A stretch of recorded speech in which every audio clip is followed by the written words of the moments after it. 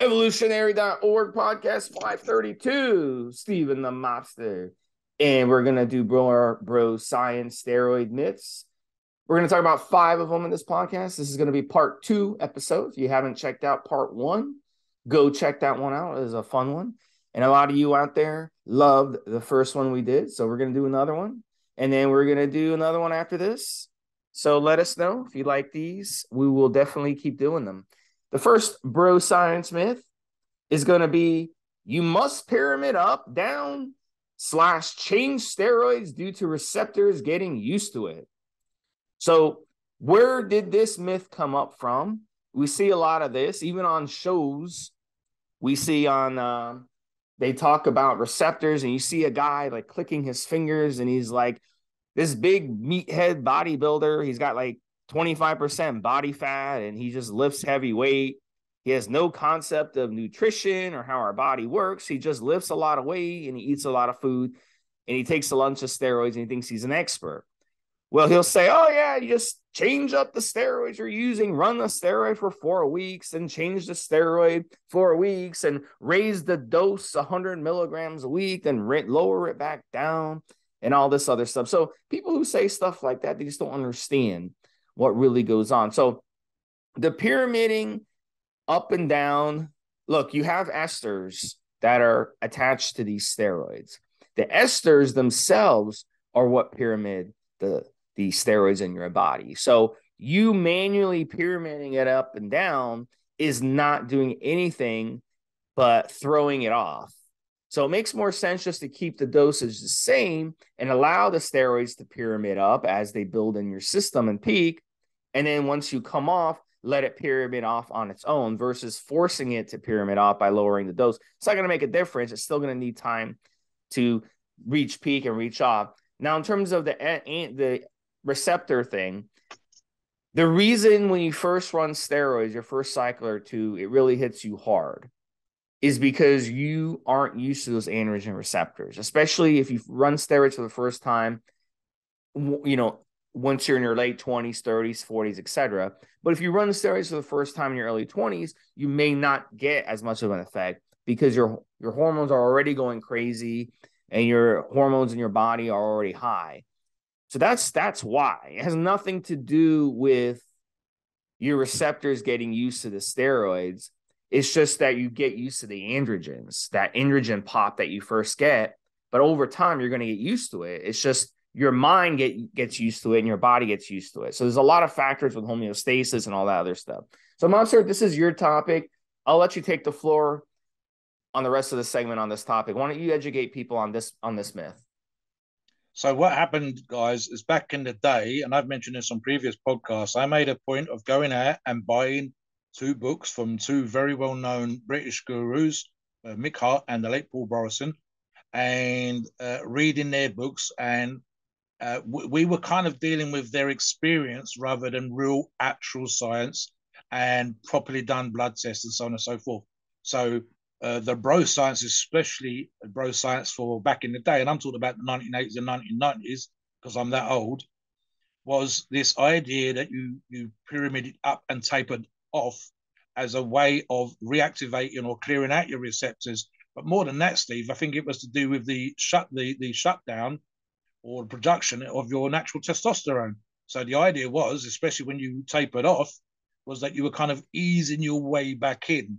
And I had a big argument with a buddy of mine that I mentioned to Steve in the pre-show, and he was trying to explain it to me. And for a little while, it was a bit of back and forth before the penny dropped. And it's essentially thus, right? And this is especially true. There might be an argument, and blood tests will prove it. And Steve would explain the science of that in a moment. From the day that you take a steroid, it starts working. And there's an argument to be made for how quickly your body shuts down natural production. And that's where blood tests will come in. The problem is you'd have to have blood tests every day. So the concept, if you like, the idea, and what we would now call bro science, was that you were restarting production as you tapered off. And in reality, that it doesn't matter whether you're on 100 milligrams or 300 milligrams or 500 milligrams, whether you're pyramiding up or tapering down.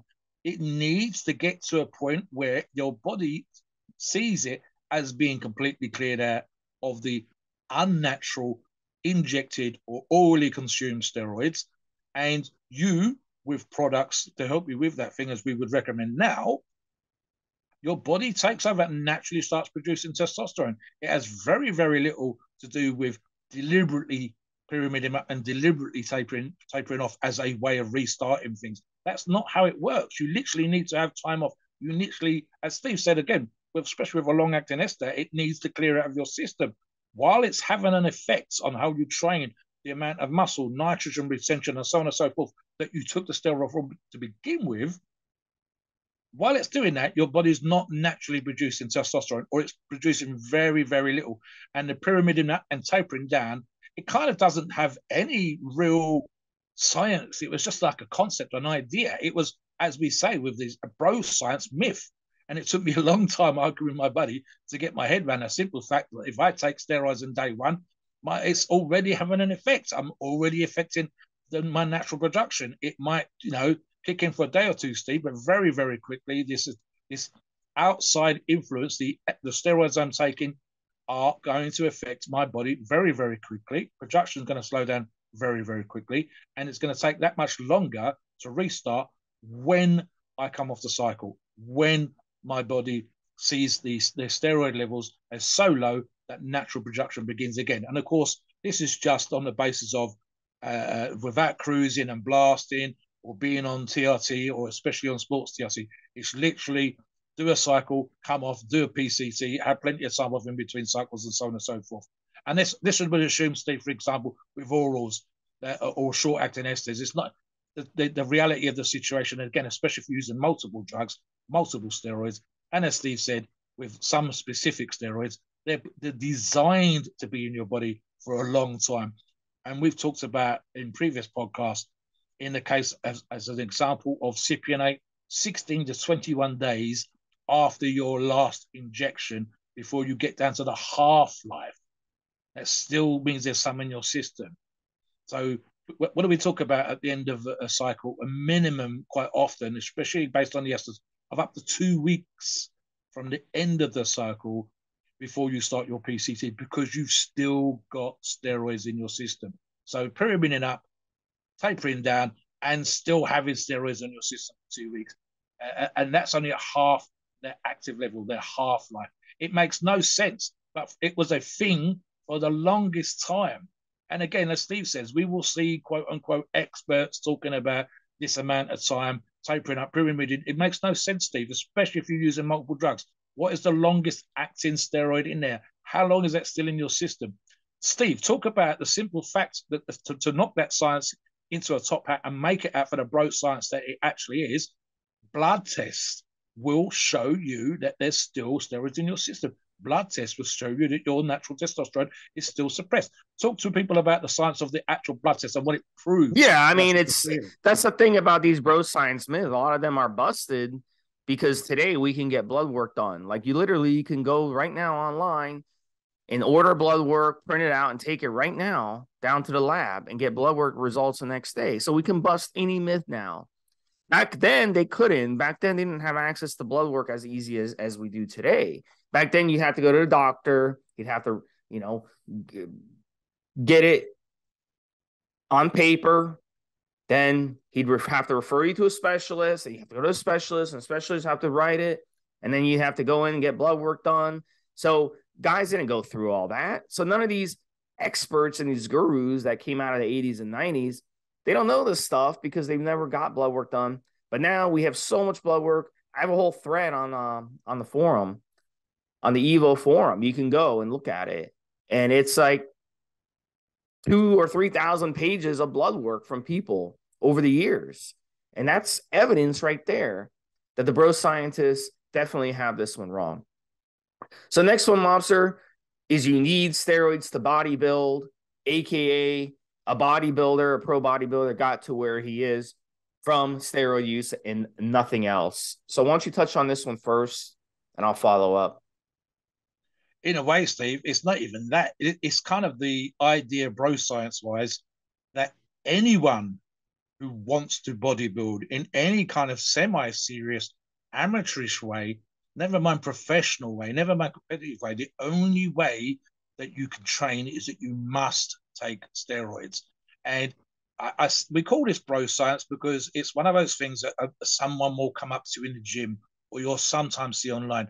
And of course, as Steve says, it's sometimes the same kind of people think that's the reason why pro bodybuilders are the way that they are. And we're going to get into, the fact that they look the way that they look isn't attached to the steroid use. It is, but it's not the only thing. It's not they look like that because they take steroids, in the same way that the bro science is that you must use steroids if you wish to work out. Steve's touched on this on a previous podcast. There's two ways of looking at this. Number one, it's complete and utter bro science, aka bullshit. There are, if there's in America 30 million people to work at, 10% of the population, 3 million or what we would describe as serious gym users, goes whatever else. This is the supplement market. It's their audience. And these are people that train. Do you think there are 3 million steroid users in the States? No. There's probably a million and a half. There might even be of that 3 million that someone that has used steroids at some point. But the idea that the only way that you can train in the gym to develop any kind of muscle whatsoever is that you must use steroids is bro science. 100% bro science. I've described that the vast majority of my year, and if I do one cycle a year, let's say it's 8 weeks, that means of the other 46 weeks, 44 weeks of the year, I'm not on steroids. And I'm the size that I am. How many years did Steve train without using steroids? How many years did I train without using steroids? How big was I without using steroids? How strong was I? I had world-class feats of strength. I hadn't actually started competing until I started using steroids, but I had world-class feats of strength recognized within my niche in the grip community before my very first steroid. I'd worked up to decent poundages on squats and bench press and deadlift before I used a steroid. I was the size statuesque, if you like. I'm going to say, Steve, I think my first steroid I know was age 37, and I'd been training at that point 22 years. So 22 years without the need to use a steroid. I wasn't competing. I wasn't doing any of those things. So it's obviously bullshit. And it's bullshit even for professional bodybuilders because they would get to what we would describe as freaks of nature, crazy looking, practically from day one, and continue to look like that right up until they did their first cycle. And in fact, we've seen occasionally extreme examples of this. You can look up, guys. You can find famous bodybuilders. I'll use Kai Green, one of the most famous bodybuilders. You can find pictures of Kai Green as a teenager, pre-competition, prior to any cycle, by his own admission, any quote-unquote supplement use, looking like a smaller but still freaky-looking version of the Kai Green we know and love. You can find the same kind of photographs of Phil Heath. You can find, I can think of bodybuilders and indeed strength athletes that got all the way to the stage. It's reputed that Ronnie Coleman got all the way to the Olympia before he went on cycle. He didn't have a clue about the things that you could do with performance enhancement as far as winning the tours that they went on, and had to get Kevin Levrone to show him tricks. Flex Wheeler talking to him about steroids. He got that far. I can think of a world strongest man competitor buddy of mine that got all the way to the top 10 before he started using anabolic steroids to enhance his ability. So the idea that you have to take steroids in order to be even vaguely successful, to have any kind of muscle tissue, or to vaguely look like the people that we see in the magazines or we watch on TV or we watch on YouTube, is rubbish. Now, it's not to say that you cannot enhance what you're doing, but that's not the conversation here. We know that steroids enhance your performance. That's why they're called PEDs. But that you have to, that's completely and utter bullshit, aka bro science. Steve, what do you think on the subject? So I'll take a different angle. You hear all the time people, they want to use anabolic steroids, and they'll always say, well, I want to start weightlifting, so where can I get steroids? And I'll say, why do you want to use anabolic steroids if you haven't even weight trained before? And they, they'll take it as me saying that I'm telling them not to weight train. That's not what I'm saying. I'm saying you need to weight train, build a base. Then when you build a proper base, you put in the hours, then you use anabolic steroids. So people tend to misunderstand that all the time. I'm not discouraging you from weight training. I'm discouraging you just from using steroids before you built a proper base. There's a difference, but people don't understand that, especially who don't have any experience with it. It'd be like, I want to go learn how to play billiards, but I'm going to go use steroids and then and then do billiards at the same time. Isn't that stupid? And then, yes, in billiards, you need a lot of endurance. You need a lot of stamina. You need muscle strength. You need a lot in billiards. Billiards is not something, it's not that easy, right? So I'm sure the top billiard players, they may use steroids, just to give them a little bit of an edge over their competition. But to think you can just take steroids and go learn to play billiards is stupid. You've got to go. Learning billiards is a lot more. The steroids are just icing on the cake. So we have to kind of get away in bodybuilding and in weightlifting from people thinking that steroids are the end all, because they're not. It's a percentage of it, but it's not 100%. It might be 5%, it might be 10%, it may be 15 or 20%, but it's not 100%. So touch on that really quick, Mob, so we got to move on. We'll jump in there, and I'll use Steve's analogy just then. Right, for example, in darts and in billiards, pool, snooker, whatever, some of the very, very top players, they're not all what I would call athletes, although they do train, etc. They put in the time, Steve, and some have used beta blockers to calm their nerves and to allow them to relax and play a good game during their matches, during their tournaments, during their championships.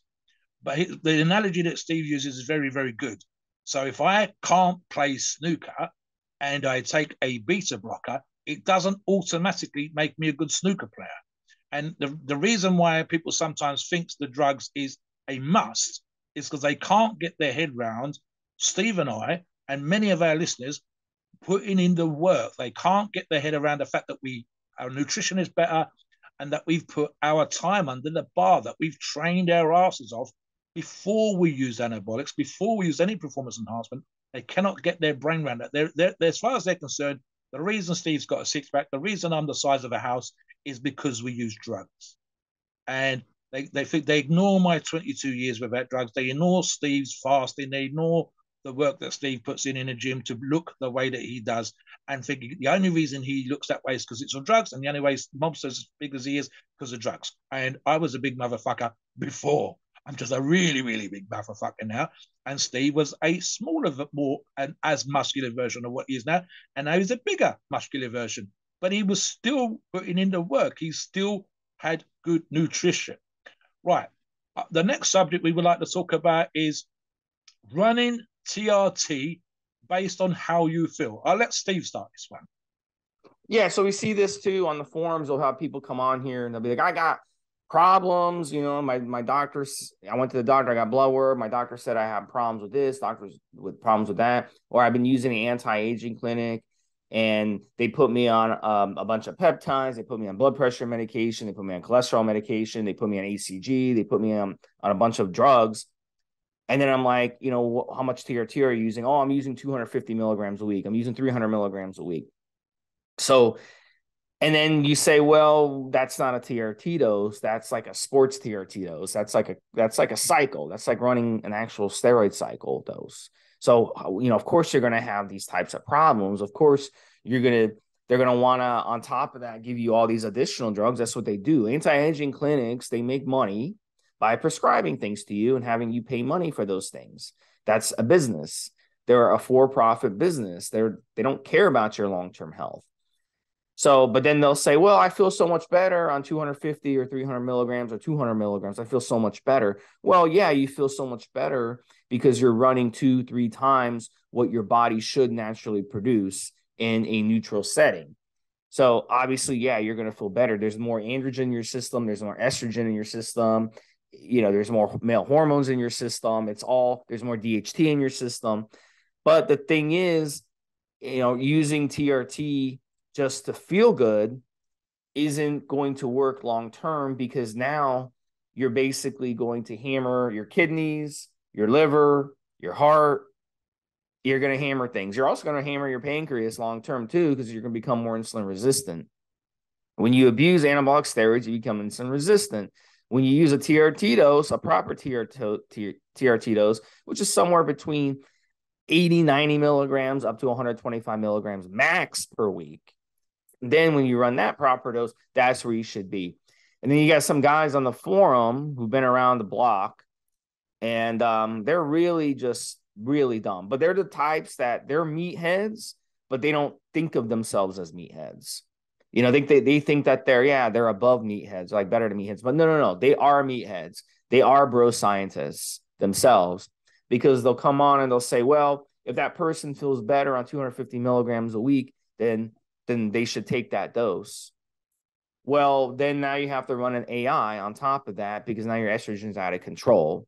Or you cannot run an AI and end up with gynecomastia, water retention, high blood pressure, insomnia, yada, yada, yada. I can keep going on the list.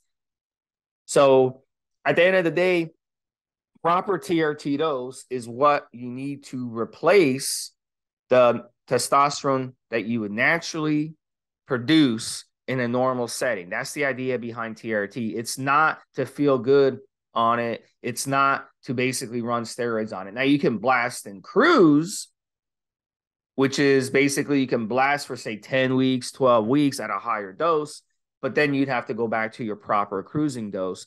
If you blast and cruise, let's say you blast 1,000 milligrams of gear and then cruise on 500 milligrams of gear throughout the entire year, and a lot of guys do that, you will shorten your lifespan pretty substantially. I mean, I can bring up examples. We've done enough podcasts, Mobster and I, of guys who have dropped dead really young because the anabolic steroids caused them to basically shorten their life very drastically. So, I mean, I hope that makes sense. But Mobster kind of take it a different angle and explain this myth. There's a bunch of arguable symptoms that seem to sometimes indicate low T levels, low testosterone levels. But the thing of it is, Steve, and again, this is again the idea that basing on how you feel versus looking at your blood levels and actually seeing what your testosterone is, how much is being produced by your body, what your testosterone levels actually are. So here's the thing, guys. If you're crazy stressed, if you're going through a divorce, if you're your boss at work's giving you shit, if you got real young children like babies and they're up at night screaming their heads off and they won't settle, if you're working 2 jobs, if your diet is shit, if you're doing crazy amounts of recreationals, if you're not literally getting enough sleep, I guarantee you that your TRT level, your own T levels, your natural production is going to be poor. Or even, and again, this would blood tests will come in, even if it's good, even if it's normal, you're going to feel, and that's the issue here, like your testosterone is suppressed, like your testosterone is low. Now, I've touched on this before, and I use the word affinity. And I suspect for myself, as an example again, and I again would need blood tests to prove this, I suspect that my normal off-cycle after PCT levels of testosterone are not actually that high. I think that I'm not hairy. I don't exhibit the signs of high androgen, natural androgen levels in my response. I'm not naturally lean now. I used to be when I was a lot younger, but I wouldn't say I was naturally lean now. My arms, my forearms, I've got separation sometimes in my leg, but my belly is a bit more of a powerlifter's belly than it would be a bodybuilder's belly. I'm getting more of a chin as I get older. So I don't have a bald patch on my head. I don't have a hairy chest or covered in hair, which a lot of people, when they're on steroids, they get an increased hair production, men and women, and at the same time, an up level in male pattern baldness, for example.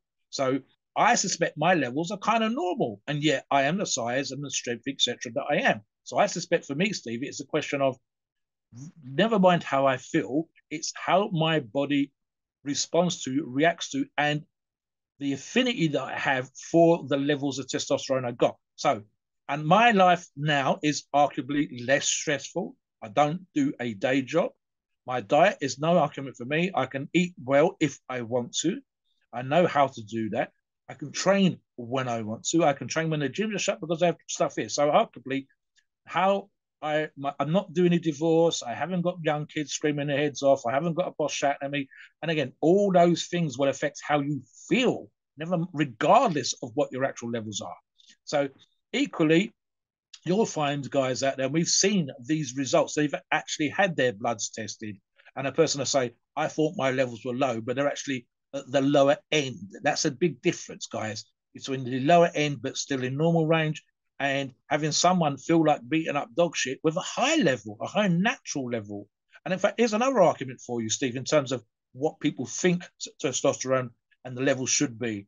It was argued many years ago that the prisoners in prison in America, in the US, etc., because they are quote unquote naturally violent, that's an argument for itself, their testosterone levels would be higher. And in fact, it was the opposite, that because they're in prison, because their food, their diet is awful, and just because they're surrounded by hundreds of other men, there's no women around, their testosterone levels were actually lower than the norm.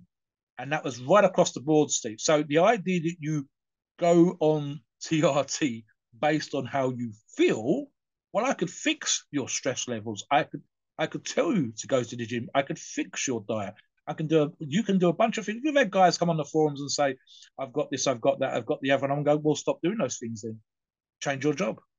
Go out and get a qualification and get a better job. There's nothing stopping you. You're on here asking for an easy fix, but the fix is a better job, better qualifications. The fix might be, for example, wearing earplugs. There's a bunch of other things there. So don't do it on how you feel. Do it on the science. Our last topic for today is... We actually have two more, actually. We have two more topics. So yes. Yeah. So number 4, your junk shrinks on cycle. Now, this is more from outside of the game than in the game. It is a perception that's sometimes given, and we occasionally see this from a bitter and twisted partner, male or female, where there's this idea that our testicles shrink on cycle. Yes, for a lot of fellas, your testicles will shrink when you're using steroids. But there's also an idea that your penis shrinks on cycle. And the reality is it's your perception. So there's not only that. Here's the thing, especially from Joe Public. You got the size, your thighs are the size of in their mind, tree trunks. So a normal, and I'm going to be quite crude, a normal size penis will appear smaller if your fucking leg are 30 inches around. A normal size penis, length and width, is just going to look disproportionately smaller. There's no actual proof that penis is shrink. In fact, if your stomach gets tighter, especially the lower part of your stomach, more of your junk appears. And so it's this idea that, of course, people are on stage. They've got slightly smaller than normal testicles. They're wearing posing briefs, but they've got legs that are the size of 2 other people's legs per leg. And someone who's never seen this stuff before wants to take apart the fact that this person works out and trains and has dieted really hard. And because they feel out of shape, because it makes them feel bad, they go, look, their penis is smaller, their testicles are smaller, their balls are smaller. It's almost psychological on both the person that's looking and making the observation, and even occasionally us athletes training and looking down and thinking, you're doing stuff to increase blood supply, not decrease it. So yeah, it's just a bit silly, and it's tied up as much in the mentality of people that are making the observation, and you have to ask them why they think that. And even ourselves, again, if we're tired after training, if we're worried because we're tired that we're not going to perform sexually, has my junk shrunk? And in reality, listen, your testicle shrink, your penis doesn't. But if it does, it's like 1%. And even then, I would question it. I suspect a lot of the time, Steve, it's just people having a shit day, feeling bad, feeling tired, working their ass off in the gym, and they look down at their junk and they're going, I think my junk's got smaller. And worse, it's got smaller because I'm taking anabolic steroids. And here's the truth of it, very, very quickly, guys. Pharmaceutical companies, producers steroids to treat medical conditions did not list a smaller penis as a side effect. Please feel, I'm happy for you to argue in the comments. Find the insert that came with steroids when they were given for medical conditions and show me in that insert where a smaller penis was a medical side effect. What do you think, Steve? Yeah, and you touched on a couple of the things that come up. The first one being the perception, you're more muscular, there's more things, and then but the other perception too, what you said, second thing, it could be the person, they're roller coasting their hormones, they might have a tough time with erections.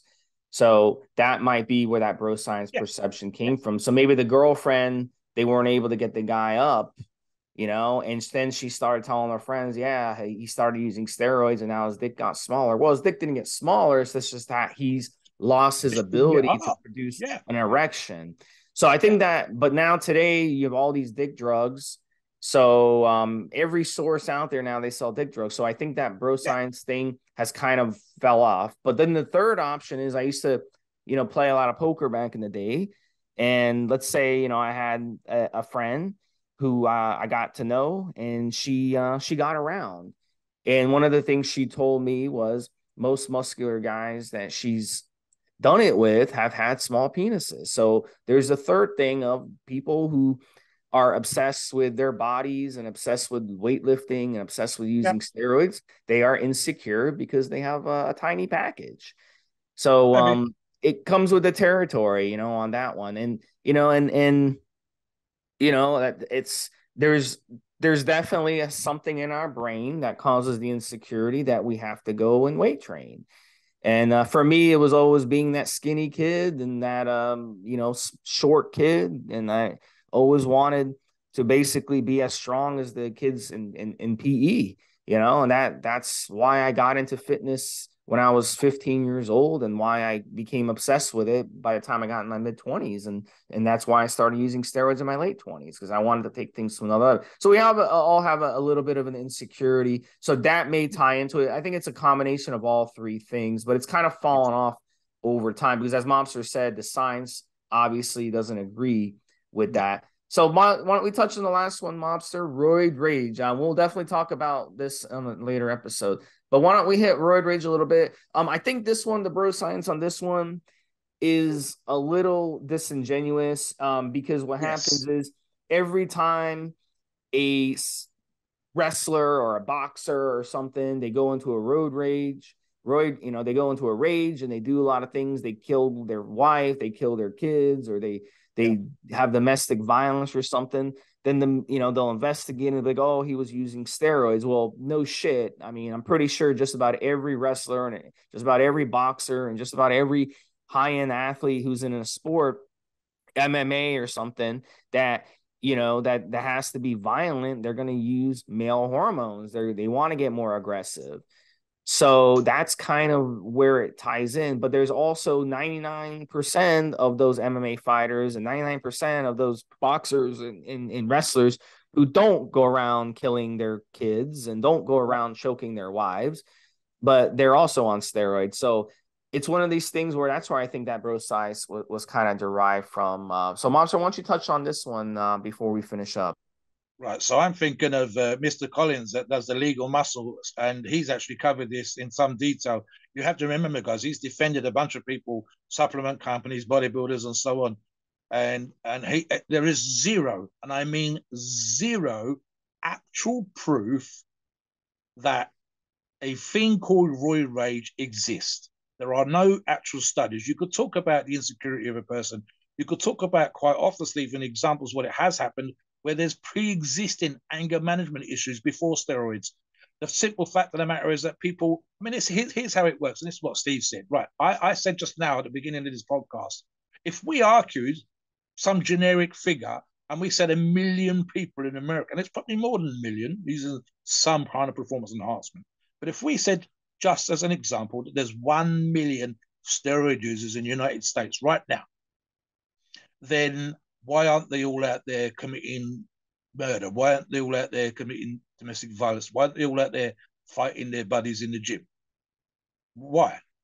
Because if steroids causes roid rage, then all 1 million of them should be doing something stupid, rage-wise, anger-wise, having anger management issues. And the reality is they do not. The logic fails. The bro science fails. And the actual argument was only ever used as a legal defense. And to the best of my knowledge, Steve, and again, I'm happy to be corrected on this in the comments, it's never held up in court. It's just been your lawyer says, let's try to use the roid rage, the fact that he was on some performance enhancement, even doctor prescribed performance enhancement, and that's the reason why you smashed the granny out of your wife. That's the reason why you smashed the house up. That's the reason why you got and had a fight on the motorway. I've actually touched on this, Steve. I've said that when I'm on a cycle, I'm probably more chill, more relaxed, more easygoing. I'm also more self-aware. I know that I'm on cycle. I would argue that my most violent, I probably had more fights with my brothers than I've had with anybody else, but I would say that my most violent, my most anger, my most roid rage-like incidents, such as they are, again, 59 this year, Steve. So it's probably only maybe half a dozen times in my life, from when I was my early teens till now. None of those have been on steroids, not a single one, not a single one. So it's the idea that roid rage even exists. It's really only a legal argument, and the only other place that you'll see it outside of the courtroom where your lawyer, your solicitor, your the person that's acting on your behalf to try and defend you from going to jail, the only other place you seem to see it is in the media. And not even the bodybuilding media. I don't think it really gets addressed, except maybe as a science thing in the bodybuilding media. Now, here's the truth. There is some argument, whether it's higher natural testosterone levels or enhanced testosterone levels, that you will be more assertive. I agree. And what we have said for many, many years in bodybuilding, and again, you'd need actual science for this, is that there's definitely an argument to be made for being more assertive, being more, quote unquote, more outgoing and arguably more aggressive, but only if that's what your nature was before. It is a accepted norm. So again, bro science, the only science that studied it at all, Steve, has been where people have ticked boxes and done their own analysis of themselves. Your perception, how do you feel today? Do you feel angry? Do you feel stressed? And you're ticking boxes on a scale of 1 to 5 and so on and so forth. And the argument between off cycle and on cycle was that they felt more aggressive, more assertive, more outgoing, more likely to kick ass, more likely to get out of a car kickoff. But again, these people were like that before. It enhanced their anger that they already had. It enhanced the aggression that they already had. It did not create in a passive individual aggression. Arguably, you didn't go from a 9-stone weakling to a 20-stone Hulk with anger management issues because you use steroids. You went from a 9-stone weakling to a 20-stone person who's had the same slightly enhanced on cycle feelings, anger, whatever. All the normal stuff that you had before becomes ever so slightly enhanced. It doesn't suddenly become something that wasn't there before. In other words, if you're chilled off, you're chilled on. If you're angry and bitter and twisted and likely to have fights off, you're the same on, only more so. And Steve and I, we're old enough and ugly enough to have been around not just gyms, but Joe's, out drinking or whatever else. There's more violence and anger committed out of frustration when alcohol's involved than there is steroids. As I said, I think most steroid users don't really get into fights. There's always going to be a 1% that do stupid shit, but that 1% is 1%. What about the other 99%, Steve? Where's the actual proof? So let me just talk about this really quick too. A lot of steroid users, they're the types that, they get themselves into trouble. They want to be rebellious. They use steroids because of their legality. That's their big draw. Same thing with pot users, same thing with any recreational drug user. They'll be attracted to it because it's bad. They'll be, what I'm saying? That's the allure to them because they were the kind of kids that grew up. They were always the rebels and stuff. So that's why you see a lot of that going on. But, someone like me and someone like Mobster, we're going to take steroids and we're not going to change our personalities. And we didn't take steroids for that rebellious allure. We took steroids because we want to increase our performance and give us a little bit more of an edge in the gym. 100%. So that's a big part of it too. So now so yes, there is some guys who use steroids who are bad guys, bad boys, but at the same time, there's a lot of us who use steroids who are professionals. We're just the normal, boring accountants, in our day jobs.